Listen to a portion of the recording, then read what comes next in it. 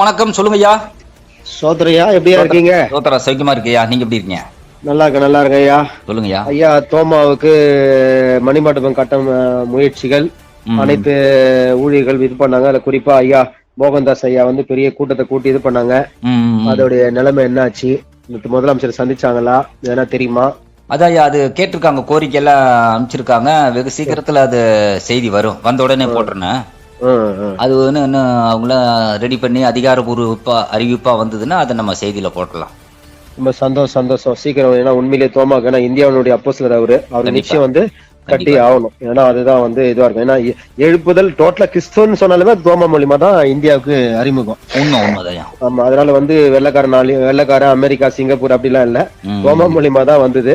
அதனால வந்து அவருக்கு மணிமண்டபம் நிச்சயம் கட்டி ஆகணும். ரெண்டாவது ஐயா, நம்ம போன முறை வந்து இந்த எருசலேமுக்காக நம்ம வந்து நீங்க கேள்வி கேட்டிருந்தீங்க, நானும் வந்து பதில் சொல்லியிருந்தேன். அப்போ அதுக்கு வந்து எருசலேம் சமாதானத்துக்கு வேண்டிக் கொள்ளுங்கன்னு சொல்லிட்டு தேவன் சொல்லியிருக்கிறார். அதை யாரும் வந்து இது பண்ணல. அவர் சித்தத்துக்கு ஒப்பு கொடுக்கணும். நம்ம அவர் சித்தத்துக்காக நம்ம சித்தத்துக்காக தான் நிறைய பிரச்சனை நடக்குது நம்ம சொல்லிட்டு இருந்தோம். ஆமா, அப்போ ஜபம் மெயினா நீங்க சொன்னீங்க. அப்ப ஜபம் மெயினா பண்ணணுமான்னு கேட்டீங்க. ஆமான்னு சொன்னோம். அதன் பிறகு பாத்தீங்கன்னா அனைத்து ஊழியக்காரங்களும் வந்து நல்லா உண்மையிலே ஜெபிச்சுட்டாங்கன்னு நினைக்கிறேன். அதனாலதான் நிறுத்திட்டாரு யுத்தத்தை கர்த்தர். அதுதான். அதுக்கப்புறம் வந்து ஆண்டவர் பாத்தீங்கன்னா ட்ரம்ப் மூலியமா வந்து யுத்தத்தை நிறுத்திட்டாரு. ஆமா, அதனால வந்து உண்மையிலேயே வந்து இந்த நம்ம கருத்து பரிமாறுறது இந்த மேசியா செய்தி மூலியமா நம்ம கருத்து பரிமாறுறது நிமித்தமாக நம்ம இந்த செய்தி மக்களுக்கு நம்ம சொன்னது நிமித்தமா அநேகர் வந்து ஜெபித்து தேவன் அந்த ஜபத்தை கேட்டு ட்ரம்ப் மூலியமா இஸ்ரேல் போரை நிறுத்திருக்கிறாரு. ஆமா, இதே போதகர்கள் வந்து ஒருமனப்பட்டு ஜெபம் பண்ணிருக்காங்க இதுல. அதனால ட்ரம்ப் மூலமா கர்த்தர் நிறுத்திருக்காரு. உண்மையிலேயே வந்து இதே மாதிரிதான் இந்த ஜபம் மட்டும் நம்ம விட்டு விடாம சுய நீதிக்கு தேடாம தேவ நீதியை தேடி எல்லாருமே வந்து ஜபத்துல உண்மை ஒத்துமா இருந்தாக்கா, ஊழியத்துல உண்மை ஒத்துமா இருந்தா தேசத்துல சமாதானம் நிச்சயமா நடக்கும். ஆமாயா. அப்புறம் இந்த வரும் தேர்தலை குறித்து ஏதாச்சும் தெரியுமாயா? வரும் தேர்தல் 7-8 மாசம் இருக்குங்களே செய்தி எலெக்ஷனுக்கு. அதுக்காக நிமித்த ஒரு பரபரப்பா செயல்பட ஆரம்பிப்பாங்க. எவ்வளவு அமைப்பியா இருக்கும் நம்ம கிறிஸ்துவ அமைப்புகள்? அது ஏகப்பட்டது இருக்கியா. எனக்கு தெரியும் ஒரு 10-15 பேர் தான் செய்தி எல்லாம் கொடுப்பாங்க, பழக்கத்துல இருக்காங்க. இன்னும் நிறைய இருக்காங்க. எல்லாம் இன்னும் ஒரு 4-5 மாசத்துல தெரிஞ்சிடும். ஒருத்தர் வெளியே வருவாங்க. அந்த எலெக்ஷன் அப்ப வந்து அறிவிப்பாங்கல்ல, அப்பதான் நமக்கு தெரியும். அப்பதான் தெரியும். ஆமாங்க. ஏன்னா நிறைய அமைப்புகளுக்கு தான் நானும் தான் கேள்விப்படுறேன். நானும் ஒரு சின்ன ஒரு அமைப்பு வச்சுட்டு இருக்கோம், ஒரு ஃபெலோஷிப் மாதிரி வச்சுங்களேன். ஓகேயா, ஒரு அமைப்பு வச்சுட்டு இருக்கோம். ஆனா நிறைய அமைப்புகள் இருக்கிறத தவிர எதுவும் மக்கள் விஷயத்த போராடின மாதிரியோ இல்ல அது குறித்து பேசின மாதிரியோ அதுக்காக ஜெபித்தா மாதிரி கூட ஒன்னும் தெரியல. எல்லாம் இனிமே இறங்குவாங்கய்யா. இனிமே இப்பதான் எலெக்ஷன் வருது. இனி எல்லாம் ஜபத்துல இறங்குவாங்க. எலெக்ஷன்ல இறங்கி அங்கங்க வேட்பாளர் நிற்பாங்க. இன்னும் அதுல ஏதாவது இறங்குவாங்க. அதுக்கு தயாராயிட்டு இருப்பாங்க. கூடி சீக்கிரம் செய்தியெல்லாம் வந்துன்னா நான் அப்பப்ப வெளியிட்டுறேன்.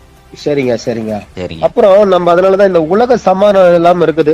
உலகத்திலயும் சரி, இந்தியா தமிழ்நாடு ஃபுல்லாவே டோட்டலா ஒட்டுமொத்தமா சமாதானம் இல்லாம இருக்குது. ஆமா, அந்த உலக சமாதானத்துக்காக வந்து நம்ம ஏற்கனவே ரொம்ப நாள் ஜபம் பண்ணிட்டு இருக்கிறோம். ஓகே. அது மொத்தமா ஊழியக்காரங்கள் எல்லாம் சேர்ந்து விழிப்புணர்வு, ஊழியக்காரங்களோட விழிப்புணர்வு, உலக சமாதானத்துக்காக விழிப்புணர்வு மாநாடு மாதிரி ஒண்ணு ஒய்எம்சில வைக்கலான்னு ஒரு முயற்சியில இருக்கேன். வெரி குட், நல்ல ஐடியாங்கய்யா. ஏன்னா நிறைய பேர் ஜெபிகள், நிறைய தலைவருங்க இருக்கிறாங்க. ஆமா, தொண்டருங்க இருக்கிறாங்களான்னு சந்தேகமா இருக்குது. தொண்டர்களே எல்லாரும் தலைவரும் இருக்கிறாங்க. ஆமா, அப்படி ஒரு சூழ்நிலை. ரெண்டாவது வந்து தலைவர்னா தலைமைத்துவம்ன்றது தெரியாம இருக்கிறாங்க. தலைவர் இருக்காங்க, தலைவருக்கு உண்டான தலைமைத்துவம் என்ன, அவங்க யாருன்றது அவங்களே தெரியாம இருக்காங்க. இப்ப எல்லாத்தையும் கூப்பிடுங்க, பெரிய மாநாடு மாதிரி போட்டீங்கன்னா நல்லா இருக்கு. எல்லாம் ஒருமனப்பட்டு ஜெபம் பண்ணுவாங்க. ஆமா. அதனாலதான் என்னன்னா விழிப்புணர்வு மாநாடு. ஆமா, ஊழியக்காரங்க விழிப்புணர்வு உலக சமாதானத்துக்காக மாநாடு அப்படின்ற மாதிரி ஒரு சூஸ் பண்ணிட்டு இருக்காங்க. ரெடி பண்ணி டேட்ல கன்ஃபார்ம் ஆயிடுச்சுங்களா? டேட் இன்னும் இதுவாகலையா? நம்ம ஒய்எம்சில கேட்டிருக்கோம், ராயப்பேட்டையில கேட்டிருக்கோம். சரி. ஆமா, வேற எங்க தோதாவதோ ரெடி பண்ணுங்க. எல்லா ஊழியர்களுக்கும் சொல்லுங்க, எல்லா போதகர்களையும் கூப்பிடுங்க ஜெபம்ன்ட்டு. ஆமா, ஏன்னா இன்னைக்கு விழிப்புணர்வு இல்லாம இருக்குது ஐயா. நல்லா பிரசங்கம் பண்றாங்க, நல்லா பாடுறாங்க, எல்லாம் பண்றாங்க, எல்லாம் இருக்கு. ஒரு தலைவனா தலைவன் எப்படி இருக்கணும், ஒரு தலைமைத்துவம் எப்படி இருக்கணும் அப்படின்பது இல்லாம இருக்குது. ரெடி பண்ணுங்க, போட்டு ஒரு சமாதான மாநாட்டை போட்டு எல்லா மக்களுக்கும் சமாதானம் வரணும். ஆமாய்யா, எவனுக்கு சமாதானம் இல்ல, விழிப்புணர்வு இல்ல. கடைசி கால அந்திகிறிஸ்து வர்றதுக்கு முன்னால இயேசுவை சந்திக்க எல்லாத்தையும் தயார்படுத்துங்க. நல்ல வழிமுறையாச்சுங்களே அது. ஆமாய்யா ஆமாய்யா. ஆமா, அப்ப இத செய்தியா போட்டுட்டோம் நம்ம மெய்சியா நியூஸ்ல, இதே ஆடியோ. நிச்சயமா போட்டுடலாம்யா. ஆமா, எல்லாரும் வரவேற்பு இருக்கும். யாராரு இப்ப இருந்து தயாராகிட்டு. ஆமா ஆமா, நீங்க மாநாடு பேனர்லாம் ரெடி பண்ணுங்க, டேட் அறிவிச்சிருங்க. ஆமாய்யா, டேட் அறிவிச்சதுக்கு அப்புறம் தான் மண்டபம், அதாவது இடம் கிடைச்சதுக்கு அப்புறம் தான் இது பண்ணணும். அதுக்கப்புறம் வந்து எல்லா ஊழியர்களுக்கும் அழைப்பு ரெடி பண்ணணும். எவ்வளவு பேர் வரணும் என்னால ஏற்பாடு பண்ணுங்க, நான் செய்தியை போட்டு விட்டுறேன். சரிங்க. இதெல்லாம் நல்ல செய்தியா, நல்ல ஒரு விழிப்புணர்வு, ஒரு சேவையா செய்யணும்னு நினைக்கிறீங்க. உங்க அமைப்பு என்னையா பேரு? கிறிஸ்துவ மக்கள் பேரவையா. Very good, பண்ணுங்கய்யா. ரொம்ப சந்தோஷமான செய்தி. நம்ம இந்த செய்தியை போட்டு விட்டுருவோம் அப்போ. சரியா சரியா. அப்புறம் நீங்க எந்த வரும் எலெக்ஷன்ல, ஏன்னா நீங்க பத்திரிகையில இருக்கிறீங்க, ஆமாங்க, எல்லாரையும் சந்திக்கிறீங்க, எல்லாம் பண்றீங்க, உங்களுடைய ஆதரவு யாருக்குயா? நம்ம எப்பவுமே இயேசு கட்சி தாயா, நம்ம தலைவரே இயேசு தானே. சோதரம் சோதரையா சோதரையா, என் தலைவர் கூட இயேசுதாயா. மேசியாங்கிற பேரை வச்சுக்கிட்டு நம்மளே ஒரு கட்சி. ஆமா, மேசியாவுக்கு ஆதரவு. எல்லாரும் யார் ஜெயிச்சாலும் கர்த்தர் சித்தம்னு போயிடணும். ஆமாயா ஆமாயா. எல்லாத்தையா என்ன விஷயம், இது வந்து நிறைய தலைவருங்க இருக்கிறாங்க, என்னை விட பல அனுபவசாலிகள், திறமைசாலிகள், அதாவது இந்த வயசுல முதிர்ந்தவங்க, நல்ல பெரிய ஆள்லாம் இருக்கிறாங்க. ஆனா என்ன அந்த அரசாங்கத்தை கூட டயாப் சரியா வைக்கலையா. அது இனிமே இப்பதான். அதாவது என்ன டயாப்னா, அரசாங்கம் வந்து பாத்தீங்கன்னா, அரசாங்கத்துக்கு வந்து ஒரு ஊழியக்காரங்க வந்து ஆலோசகரா இருக்கணும் ஐயா.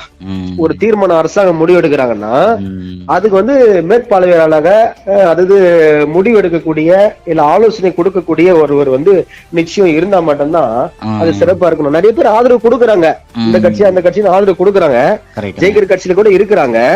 ஆனா வந்து தீர்மானம் முடிவுல வந்து அவங்களுடைய ஒப்பீனியன் இருக்குதான்னா அது அப்படி ஒன்னும் இருக்கிற மாதிரி தெரியல.